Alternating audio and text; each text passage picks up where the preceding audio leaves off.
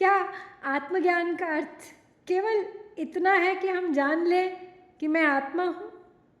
शायद नहीं। अष्टावक्र कहते हैं यह तो यात्रा की शुरुआत है।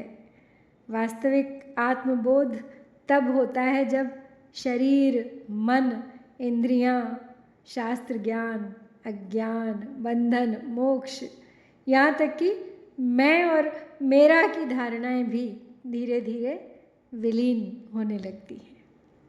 लेकिन यहाँ एक और प्रश्न उठता है, क्या इस परम सत्य को शब्दों में बांधा जा सकता है? उत्तर फिर वही, शायद नहीं। फिर भी मानव ने युगों युगों से उसे व्यक्त करने का प्रयास किया है। हर ऋषि, हर मनीषी, हर संत ने अपनी अनुभूति के अनुसार उसी एक सत्य को शब्द दिए हैं। मैंने भी प्रयास किया है। कोई यह नहीं कह सकता कि कौन सत्य के अधिक निकट पहुंचा और कौन उससे दूर रह गया, क्योंकि सत्य किसी एक दिशा से दिखाई देने वाली वस्तु नहीं है। दृष्टि बदलती है तो उसकी अभिव्यक्ति भी बदल जाती है। तो अष्टावक्र महागीता के 20वें और अंतिम प्रकरण में, जिसका नाम है अकिंचन भाव, इस प्रकरण में हम ऐसी ही अनुभूति के प्रदेश में प्रवेश कर रहे हैं। अकिंचन अर्थात जिसके पास कुछ भी नहीं, और इससे भी गहरे अर्थ में जो स्वयं को किसी भी पहचान, उपलब्धि, विचार या आध्यात्मिक अवस्था का स्वामी नहीं मानता। तो अब राजा जनक की अनुभूति ऐसी ऊंचाइयों को छूने लगती है जहाँ शब्द धीरे धीरे अपने अर्थ खोने लगते हैं। शरीर, मन, इंद्रियां, शास्त्र, ज्ञान, बंधन और मोक्ष, इन सब का आधार ही विलीन होने लगता है। ध्यान रहे, यहाँ जनक किसी नए सिद्धांत की स्थापना नहीं कर रहे, वे कोई दर्शन नहीं गढ़ रहे, वे केवल अपने प्रत्यक्ष अनुभव की घोषणा कर रहे हैं। वो बताते हैं कि जब मनुष्य अपने निष्कलंक निरंजन स्वरूप में स्थित हो जाता है, तब संसार की सारी परिभाषाएं स्वतः समाप्त हो जाती हैं। आइए अष्टावक्र महागीता के इस अंतिम अध्याय की इस अद्भुत यात्रा का पहला चरण आरंभ करते हैं और इन 5 विलक्षण श्लोकों के माध्यम से उस अवस्था को समझने का प्रयास करते हैं जहाँ अंततः केवल शुद्ध अखंड चैतन्य ही रह जाता है। क्व भूतानि क्व देहो वा क्वेन्द्रियाणि क्व वा मनः क्व शून्यं क्व च नैराश्यं मत्स्वरूपे निरंजने। मेरे निरंजन रूप में कब पंचभूत विकार हैं, कहाँ देह मन, कहाँ इंद्रियां, कहाँ शून्य पूर्ण प्रकार है। तो राजा जनक कहते हैं कि मेरे निष्कलंक स्वरूप में 5 महाभूत कहाँ हैं, या शरीर कहाँ है, और इंद्रियां या मन कहाँ है, शून्य कहाँ है और निराशा कहाँ है। In stainless self there are no 5 matter elements or body, no sense organs or mind, no emptiness or despair। यहाँ पे जनक जिस अनुभूति का वर्णन कर रहे हैं वो अनिर्वचनीय है, अर्थात उसकी अभिव्यक्ति संभव नहीं। इसीलिए ऐसा लगता है मानो वदतो व्याघात दोष हो रहा हो। आध्यात्म की परम स्थिति में ही ऐसा होता है। यहाँ पे वो निरंजन स्वरूप पंच महाभूतों से बनी समस्त देह मन आदि का भी निषेध कर रहे। तो क्या बचा वहाँ? कुछ भी नहीं, शून्य ही तो है। निरंजने मत स्वरूपे निरंजन मेरे स्वरूप में, मैं इनमें से कुछ भी नहीं हूँ, बस यही कहा जा सकता है। और इसे कहने से मेरे स्वरूप में कोई अंतर नहीं पड़ता, क्योंकि वो निरंजन है, उस पर कोई अंजन असर नहीं करता, अर्थात उस पर कोई कालिक, कोई रंग नहीं चढ़ाया जा सकता। तो राजा जनक सबसे पहले हमारी सबसे गहरी पहचान पे यहाँ प्रश्न उठा रहे हैं कि मैं कौन हूँ। हम अपने शरीर को मैं कहते हैं। जब शरीर बीमार होता है तो हम कहते हैं मैं बीमार हूँ। जब मन दुखी होता है तो कहते हैं मैं दुखी हूँ। लेकिन क्या शरीर और मन ही हमारा वास्तविक स्वरूप है? जनक कहते हैं मेरे निष्कलंक निरंजन स्वरूप में न पंच महाभूत हैं, न शरीर, न इंद्रियां, न मन। तो यहाँ वे शरीर या मन का अस्तित्व नहीं नकार रहे, बल्कि वो ये कह रहे हैं कि वे मेरे नहीं हैं, मेरे सामने प्रकट होने वाले उपकरण मात्र हैं। वे आगे शून्य और नैराश्य का भी यहाँ पे उल्लेख करते हैं। ये अत्यंत सूक्ष्म संकेत है। कुछ साधक आत्मा को शून्य मान बैठते हैं, कुछ संसार से उबकर निराशा को वैराग्य समझ लेते हैं। तो जनक लेकिन यहाँ पे स्पष्ट करते हैं कि आत्मा न शून्यता है न निराशा, वह तो पूर्ण निर्मल और प्रकाश स्वरूप चैतन्य है। आज के जीवन में हमारी पहचान हमारे शरीर, हमारे करियर, हमारे ब्यूटी, हमारे रूप, स्वास्थ्य और मानसिक स्थिति से जुड़ी हुई होती है। यदि इनमें परिवर्तन होता है तो हम स्वयं को खोया हुआ महसूस करते हैं। हम मोटे हो गए, हम पतले हो गए, नौकरी छूट गई या लग गई। तो यह श्लोक हमें याद दिलाता है कि तुम शरीर का अनुभव करते हो, मन का अनुभव करते हो, इसलिए तुम शरीर और मन नहीं हो, तुम तो वो हो जो अनुभव करता है। क्व शास्त्रम क्वात्मविज्ञानम क्व वा निर्विषयं मनः क्व तृप्तिः क्व वितृष्णात्वं गतद्वन्द्वस्य मे सदा। हूँ निर्विषय सब भाव में, न ही द्वंद्व है ना द्वंद्व है, ना तृप्ति ना तृष्णा न मन, अब आत्मा स्वच्छंद है। सदा सभी प्रकार के द्वंद्वों से रहित मेरे लिए क्या शास्त्र हैं और क्या आत्मज्ञान, अथवा क्या विषय रहित मन ही है, क्या प्रसन्नता, क्या संतोष ही है। For me, who is ever free from dualism, there are no scriptures or self-knowledge, no attached mind, no satisfaction or desirelessness. यहाँ पे जनक कहते हैं इस श्लोक में कि वो सभी द्वंद्वों से मुक्त हो गए। जब तक द्वंद्व है तभी तक शास्त्र है, आत्मज्ञान है, मन है, तृप्ति है, तृष्णा का अभाव है। लेकिन जब द्वंद्व ही न रहा तो संसार भी नहीं रहा, संसार नहीं रहा तो उससे जुड़े सब कारण समाप्त हो गए। तो सार रूप में वो ये कहना चाहते हैं कि उस स्व अनुभूति, अपनी अनुभूति, अपने स्वरूप में स्थित हो गए हैं। और उन्हें आश्चर्य है कि वो तो सदा से ही सभी द्वंद्वों से परे थे। वास्तव में अनुभूति सरल नहीं है। अनुभूति में शास्त्र और परोक्ष ज्ञान भी बाधक बन जाया करते हैं। तो ये श्लोक आध्यात्मिक साधकों के लिए बहुत महत्वपूर्ण है। हम सोचते हैं और शास्त्र पढ़ूं और ज्ञान प्राप्त करूं, मन को निर्विषय बनाऊं। लेकिन जनक कहते हैं जब मैं द्वंद्वों से परे अपने स्वरूप में स्थित हो गया तब शास्त्रों की आवश्यकता भी समाप्त हो गई। ये शास्त्रों का अपमान नहीं है। जैसे किसी मानचित्र की आवश्यकता यात्रा के दौरान होती है, मंजिल पर पहुंचने के बाद नहीं। जैसे नाव को हम सिर पे उठा के नहीं चलते जब नदी पार कर ली। तो इसी प्रकार आत्मज्ञान भी अंततः स्वयं को मिटा देता है। यहाँ तक कि मैं तृप्त हूँ और मैं तृष्णा रहित हूँ, ये विचार भी नहीं बचते। क्योंकि जहाँ अनुभव करने वाला ही विलीन हो जाए वहाँ अनुभव का दावा कौन करेगा।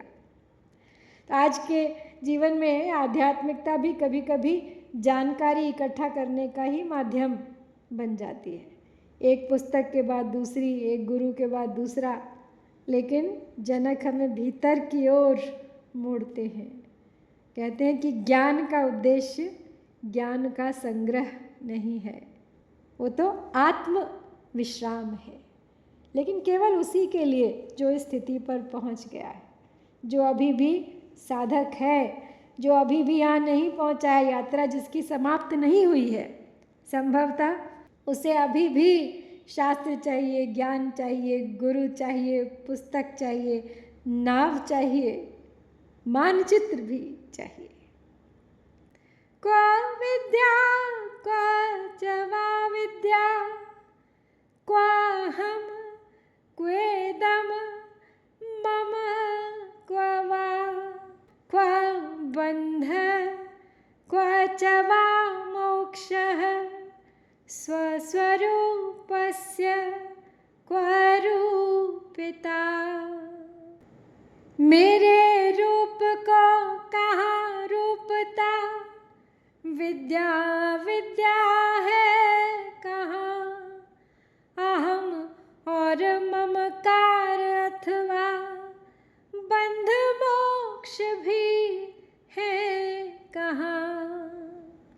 क्या विद्या है या क्या अविद्या, क्या मैं हूँ या क्या वह है, क्या मेरा है क्या तेरा है, क्या बंधन है और क्या मोक्ष है, या स्वरूप का ही क्या लक्षण है।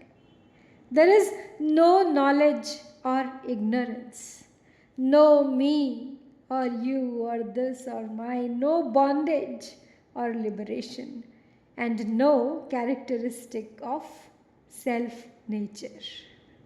यहाँ जनक देखिए उलटबासी की तरह से बात कर रहे हैं कि एक ही में विरोधाभास, एक ही बात में एक और स्वरूप कह रहे हैं और दूसरी ओर कह रहे हैं कि उसमें रूप कैसा, अर्थात रूप सा है लेकिन रूप है नहीं, रूप दिखता हुआ भी अरूप है।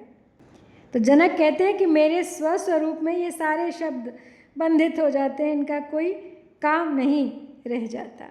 इदम मम अहम, मैं, ये, मेरा। ये श्लोक अद्वैत का हृदय है। जब तक हम स्वयं को शरीर मन मानते हैं तब तक विद्या भी है, अविद्या भी है, मैं भी हूँ, मेरा भी है, बंधन भी है, मोक्ष भी है। लेकिन जनक कहते हैं अपने जिस स्वरूप में स्थित हूँ उसमें इन सब की कोई स्वतंत्र सत्ता नहीं है, यहाँ तक कि मोक्ष भी नहीं है। क्यों? क्योंकि मोक्ष की आवश्यकता उसी को होती है जो स्वयं को बंधा हुआ मानता है। यदि सूर्य बादलों से ढक जाए तो क्या सूर्य बंध गया? नहीं, बादल हटते हैं, सूर्य प्रकट हो जाता है। उसी प्रकार आत्मा को मुक्त नहीं करना पड़ता, केवल वह अज्ञान का जो पर्दा पड़ा है उसे हटाना पड़ता है। हम आजकल अक्सर कहते हैं कि एक दिन मैं मुक्त हो जाऊंगा। अष्टावक्र कहते हैं तुम्हें मुक्त नहीं होना, केवल अपने वास्तविक स्वरूप को पहचानना है। क्व प्राख्याने कर्माणि जीवन मुक्तिरपि क्व वा क्व तद् विदेह कैवल्यं निर्विशेषस्य सर्वदा। मैं निर्विशेष हूँ आत्मा, कहाँ कर्म और प्रारब्ध है और कहाँ कैवल्य जीवन मुक्ति आदि प्रबंध है। क्या प्रारब्ध कर्म है और क्या जीवन मुक्ति है। सर्वदा विशेषता यानी परिवर्तन से रहित मुझ में क्या शरीरहीन कैवल्य है। In unchanging me there is no fateful actions or liberation during life and no bodiless enlightenment either. तत्ववेत्ता यद्यपि सभी प्रकार के कर्म बंधनों से मुक्त हो जाता है, लेकिन शरीर में रहने के कारण उन कर्मों को वो भोगता है, भोगता हुआ सा दिखाई देता है जो उसे प्रारब्ध के कारण मिले हैं। इस प्रकार का प्रतिपादन शास्त्रों में है और महर्षि अष्टावक्र ने भी पहले पुराने सूत्रों में किया है। अब ऐसा जगत को स्वीकारते हुए कहना ही पड़ता है, तर्क की प्रतिष्ठा के लिए कहा भी जाता है, क्योंकि संसार है, नकारा भी नहीं जा सकता। लेकिन जनक यहाँ अनुभव की उस परम स्थिति में प्रवेश कर रहे हैं जहाँ उनके लिए जगत का कोई अस्तित्व ही नहीं रह गया है। जनक अपने स्वरूप में यहाँ निर्विशेष कह रहे हैं कि अब कोई विशेषता का भाव नहीं रहा इसमें। संसार है लेकिन उनके लिए उसके कोई मायने नहीं रहे। जीवन का समूचा संघर्ष विशेष दिखाने के लिए ही तो है। जब वो निर्विशेष हो गया तो वहाँ कोई संघर्ष भी नहीं रहा। निर्विशेष को सहजता के अर्थ में भी लिया जा सकता है। जहाँ सहजता आ गई वहाँ न धर्म रहा, न अधर्म, न विधि रही और न ही किसी प्रकार का कोई निषेध रहा। समझ पैदा हुई तो सविशेष दिखने वाले के आंतरिक सत्य की अनुभूति हुई। सर्वदा है कहकर जनक कहना चाहते हैं कि मेरी स्थिति तो ऐसी ही थी, ऐसी ही है और ऐसी ही रहेगी। वो काल की सीमाओं से परे है। यह श्लोक कई आध्यात्मिक धारणाओं को अत्यंत सूक्ष्मता से पार कर जाता है। हम कर्म, प्रारब्ध, जीवन मुक्ति, विदेह मुक्ति जैसे शब्दों पर चर्चा करते हैं और ये सभी तब तक सार्थक हैं जब तक व्यक्ति स्वयं को शरीर और कर्ता मानता है। लेकिन जनक कहते हैं मेरे स्वरूप में न प्रारब्ध है, न कर्म, न जीवन मुक्ति, न विदेह मुक्ति। आत्मा कभी बंधी ही नहीं थी तो फिर मुक्त कब होगी। लेकिन इस कथन को बौद्धिक रूप से नहीं, केवल आत्मानुभूति से समझा जा सकता है। हम भी तो रोज़ जीवन की हर घटना को प्रारब्ध का परिणाम मानकर या तो घमंड करते हैं या निराश हो जाते हैं कि भैया इसका भाग्य बहुत अच्छा है या इसके भाग्य में तो बस मुसीबत ही मुसीबत लिखी है। लेकिन अष्टावक्र हमें सिखाते हैं कि कर्म का सम्मान करो पर अपनी पहचान कर्मों से मत जोड़ो। क्व कर्ता क्व च वा भोक्ता निष्क्रियं स्फुरणं क्व वा क्व परोक्ष फलं वा क्व निःस्वभावस्य मे सदा। शेष है भोक्तृत्व कर्तृत्व आत्मानंद है निःस्वभावी स्फुरण कहाँ ज्ञान फल के द्वंद्व है। सदा स्वभाव से रहित मुझ में कौन करता है और कौन भोक्ता, क्या निष्क्रियता है और क्या क्रियाशीलता, क्या प्रत्यक्ष है और क्या अप्रत्यक्ष।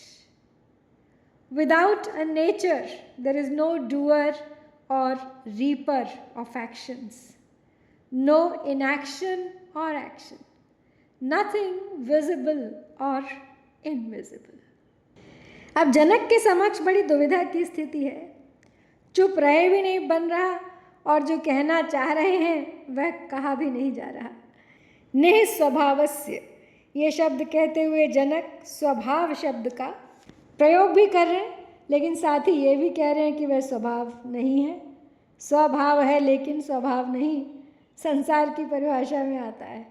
स्वभाव स्वयं का भाव और स्वभाव जो आदत बन गई है। तो स्वभाव तो कुछ एक ही तरह लगातार करते रहने का परिणाम होता है, आदतें बन जाती हैं। स्वभाव के मूल में अभ्यास होता है, लेकिन जब स्वभाव का अभ्यास से कोई लेना देना नहीं, बस उसे जान लेना ही काफ़ी है। बार बार तो आप स्वयं के रूप को नहीं जानते, एक बार जान लिया तो सदा के लिए जान लिया। तो स्वभाव और स्वभाव ज़मीन आसमान का अंतर है इन दो प्रयोगों में। तो जब स्वभाव को जान लिया तो कर्तृत्व खो गया। भोक्ता तो करता ही होता है, जब करता नहीं तो भोक्ता कहाँ रहा। कर्तृत्व को ही लेकर क्रियाएं थी, स्फुरण था, और जब देहाभिमान गल गया तो उसकी सारी श्रृंखला ही लड़खड़ा गई, टूट गई। विशाल वृक्ष की जड़ें जब सूख गईं, गल गईं, तो तना, शाखाएं, पत्तियां, फूल, फल और बीज सब अनायास खो गए। तब वहाँ कुछ भी नहीं रहा, खो गया स्वभाव, स्वभाव को जानने से। ये 5वां श्लोक इस अध्याय का चरम है। हमारा पूरा जीवन 2 ही तो भावों पर टिका है, मैं करता हूँ और मैं भोगता हूँ, जैसी करनी वैसी भरनी। इन्हीं 2 धारणाओं से अहंकार, गर्व, अपराध बोध, अपेक्षा, निराशा और भय जन्म लेते हैं। लेकिन जनक कहते हैं, मेरे स्वरूप में ना कोई करता है ना कोई भोगता। कर्म होते हैं, अनुभव भी होते हैं, लेकिन उनके पीछे कोई व्यक्तिगत मैं नहीं बैठा। सूर्य प्रकाश देता है, पर यह दावा नहीं करता कि मैंने प्रकाश दिया। फूल सुगंध देता है, पर गर्व नहीं करता। आत्मा भी केवल प्रकाशित करती है, वो करती नहीं। यही निष्क्रियता का वास्तविक अर्थ है। निष्काम कर्म शायद इसी को कहा जाता है। ये आलस्य नहीं है, बल्कि कर्तापन के अहंकार का लोप है, समाप्त हो जाता है कर्तापन। तो आज के जीवन में जब हर सफलता का श्रेय मैं लेता हूँ या व्यक्ति लेना चाहता है, तो हर असफलता का बोझ भी तो उसी मैं पर आता है। यदि हम कर्म करें लेकिन कर्तापन छोड़ दें, तो जीवन सहज, हल्का और आनंदमय हो सकता है। न सफलता का श्रेय है जहाँ, न असफलता का बोझ। तो अकिंचन भाव का अर्थ अब केवल धन संपत्ति का त्याग नहीं है। वास्तविक अकिंचन वो है जिसने अपनी सभी मानसिक पहचानों को भी त्याग दिया। जब वो जान ले कि ना वो शरीर है, न मन, न ज्ञानी, न साधक, न कर्ता, न भोक्ता। वो क्या है? वो केवल शुद्ध, निर्मल और निष्कलंक चैतन्य मात्र है। और शायद यही अष्टावक्र गीता का सबसे बड़ा संदेश है। जिस दिन मैं का बोझ उतर जाएगा, उसी दिन आत्मा का प्रकाश स्वयं प्रकट हो जाएगा। तो आज इसी विचार के साथ आपको छोड़ती हूँ। सोचिए, क्या आत्मज्ञान के बाद मैं भी नहीं बचता? कुछ स्वावलोकन कीजिए, मैं कहाँ हूँ अपनी इस यात्रा में। हरिओम तत्सत। ओम शांति शांति शांति।